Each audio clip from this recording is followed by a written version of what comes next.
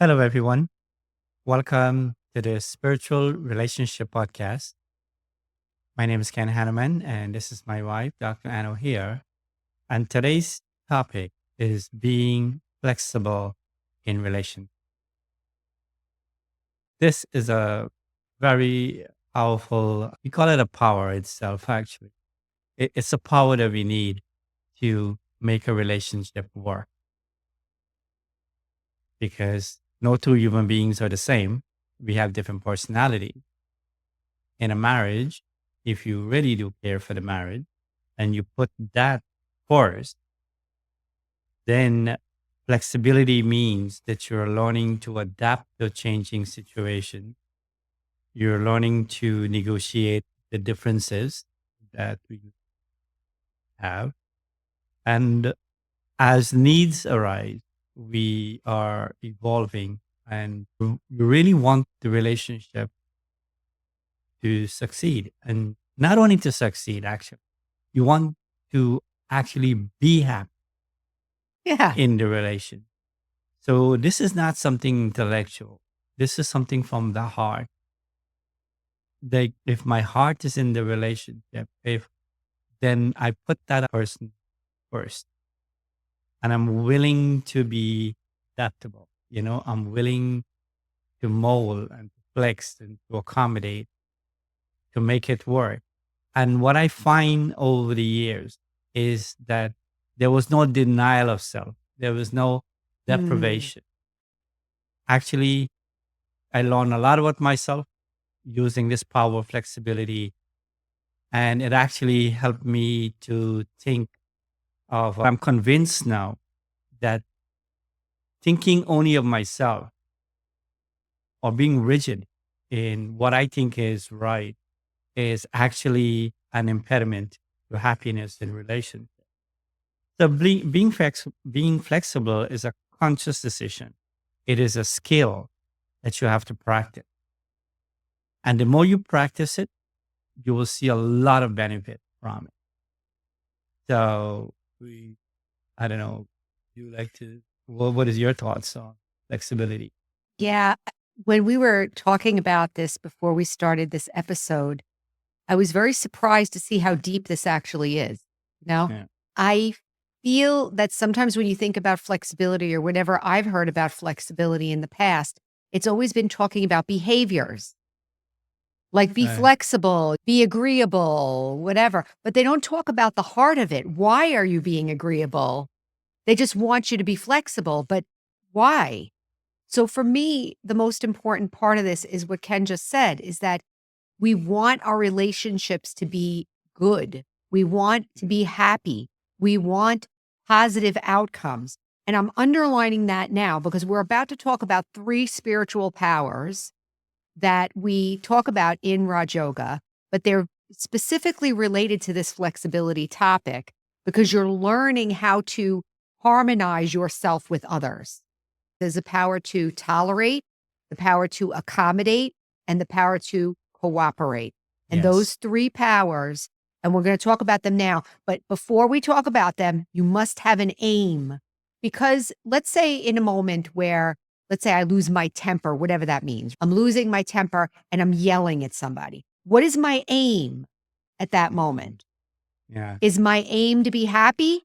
Is my aim to have a good relationship with that person? I would assert that my aim in that moment is either to destroy them because I'm convinced that they're hurting me. I'm trying to dominate them. I'm trying to be right. Or I just feel so completely out of control that I'm just lashing out in rage or something like that. There's no real aim. My heart is not involved in that moment. I would say any of us who are in touch with our heart wants good relationships. Yes. I would say all of us want that. So, having said that, my first thing to say is think about what do I really want in my Yeah. relationships Right. and get in touch with that. Yes, I want to have a happy marriage. I want my relationships with my family to be good, even if you don't know how it's going to happen.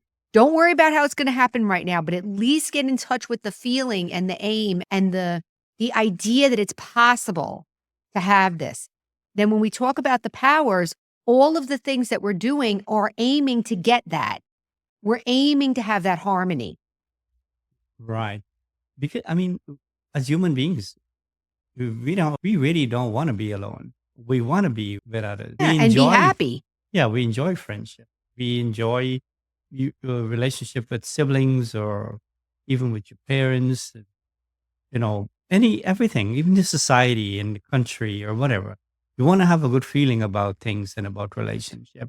Before we get into the powers, can I just say one thing, just one quick thing?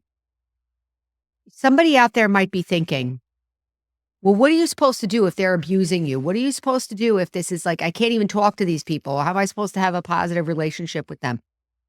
I'm going to say, and I hope Ken will agree with me, if you're in a situation like that, it's okay for you to take care of yourself first before you start reaching out towards the people. It's okay. And I recommend that. I've done that in many relationships and they've all been transformed now that I'm back in because I had to pull myself out for whatever reason. I'm not blaming anybody, but please take care of yourself first. We're not saying, oh, go and do this if you feel hurt inside. You Yeah. have to take care of the hurt first. But you can still, after I take care of the hurt and take care of myself, it is possible to have positive outcomes in relationships. Yeah. I mean, I've looked at my relationship with my siblings and as they were growing up, being the eldest, as they grow up and as they have their own families and whatever, I had to show some flexibility and change the way I talk or the way I relate or thinking I have to take care, I had to change to I'm happy they're independent and they can think and they make whatever. And then it turned into just being here if you need me. Like Sort natural, of, like natural. Yeah. yeah. That at work I had this incident too where you know how it is, everybody is ambitious and they don't mind stepping on each other to because of a certain position or promotion or wanting to be the pet of the boss or whatever. I told myself I don't want to be on this struggling or be what do you call that? Like you're fighting, you know? Hmm. I always remember this one example. People, if you put crabs in a barrel and they're all trying to get out of the barrel, right? But they keep pulling each other down. It's a barrel. You watch them. One goes up, the other one goes and pull the other Yeah. one down. And that's not how you want to live. So I changed my whole attitude towards Mm. it. And I knew what I was good at, focus on that, use that to help, gave up the ambition for a certain promotion. In any case, my job was secure. Whatever I was entitled to, I got. But anyhow, I gave up this rat race attitude. And eventually what happened is that the relationship was great. And the feeling towards each other was more respectful. So And I this is enjoy that. And I feel like that in itself is such an achievement that it wasn't worth the crab like behavior. yeah. So this is the example of like taking care of yourself. And that can also help you be able to be more flexible and be more cooperative and have the good relationships like with your family or with work. Same thing with me at work with my family, same situation. I was able to pull myself back, get myself together, take care of my feelings, and then come back in and be flexible, be more cooperative. And then the relationships are turning out great. Yeah. So Yeah. let's talk about tolerate, the power to Yeah. tolerate. So in the power to tolerate, sometimes it's different than what we think about. What I heard tolerate is like, oh, I'm tolerating you. It's not like that. It's more like I see the differences. I see where I used to be reacting. I Mm. see the things where I used to be reacting to. And now I'm going to decide that I'm not going to react. I'm going to try to accept the situation as it is. And I'm going to have a positive feeling about the other people. So the symbol of the power to tolerate is a tree. Like, let's say it's an apple tree. So if you have the Pope, a serial killer, and a third person, normal person there, all three of them will get apples. Yeah. So it doesn't matter. So the point of tolerating is that I'm learning how to have stability like I'm not reacting. Yeah. And I'm learning to have, even if it's buried under like the Princess and the Pea, like buried under the 20 mattresses, I still have a little P of a positive aim for the relationship. Remember, you want to have a positive aim. So that's the power to tolerate. You have anything to add on that one? Another example would be like a river, a stream coming down from the mountain. And even there's a rock in the way, it goes around the rock. Yeah. But it gets to where it's going to go, to Right. the ocean. So that's a very good example of flexibility. Yes. And that's like the next power, the power to accommodate is like that, where the water kind of just rearranges itself based on the situation. In the power to tolerate, I'm trying to maintain my stability and find the little of positivity while I'm trying to stop myself from reacting. In the power to accommodate, I have a little more power and I don't feel like I'm struggling so much. It's more like I see what's going on in front of me and I'm able to easily shift like the water going around the rock. I'm easily able to shift to be able to make the situation go smoothly. And you're also in the power to accommodate, you're also starting to become sensitive to the needs of others, whether they're expressing them verbally or not. You're starting to become aware. I have a quick example of this, if that's okay. I was doing a meditation class at work and we were in the office and I had 4 people and we were doing meditation. And in the middle of the meditation, and the lights were low and the music was playing. So the clerk came in and started being very loud and saying, I was taking care of this patient and I had to call them 3 times and blah, blah, blah. And she was like, I mean, you could call it totally disruptive, right? But 2 things I was aware of at that moment. One is that those 4 people were watching how I was going to react. Yeah. Because I was the meditation teacher. I was the one that was supposed to be an example. So I knew that they were looking at me like, how's she going to handle this? The second thing that I was aware of is that I didn't know what to do. So I just decided to go silent. So in that moment, I used the power of silence, which is another power. And I just went completely silent. And I was listening, but I was watching myself and trying to be quiet. As I was doing that, I heard what that person really wanted. Mm. It's like I heard it. And she was going, "Blah, blah, blah, blah, blah, blah," but I heard she wants to be validated. That's what I heard. So I said, I'm so happy you came in. Thank you for coming. Thank you for telling me that. You did such a great job with that patient. Oh my goodness. I'm so happy you came in. I'm so glad that you told me that. Thank you so much. You did a great job. And she said, okay, bye, and walked out. And it was like, you see how that was the power? First of all, I'm tolerating and I'm also accommodating. Like I'm just letting her be how she is. And I could hear what she needed. And it was also cooperation. Right. Because then the third part was that I actually gave her what she wanted. I hope you can see that's actually a good example of all 3. Yeah. Tolerate, accommodate, and then cooperate. So cooperate, you want to say something about accommodate? Yeah. Well, the other example I was thinking is at work too. We see a lot of patients. They're coming, and these are people that might be having their own, a lot of things to talk about. Mhm. And when they come to you, they're not expecting you to be, they're expecting you to be a professional, and to pay attention and to listen. And then they want some relief. And I find that it's an amazing skill to have, because it is possible to be in the moment, to be present while you're listening, and to not only listen to the words, but listen to how they feel. And maybe you can even pick up when there might be something that is going on, but they don't really want to put it in words, but you can be able to tell them it's okay. Yeah. And to express themselves.